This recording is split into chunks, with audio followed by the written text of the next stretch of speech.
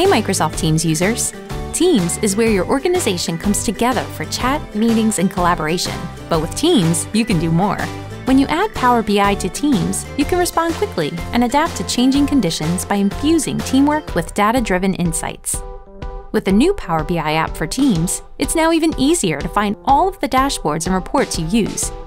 And you can share them with your colleagues right from the app.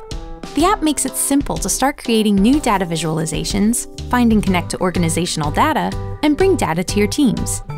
All of these capabilities in the new Power BI app for Teams make it easy to discover insights, take action, and drive impact. You can quickly share reports without having to leave a chat or meeting to keep the conversation going.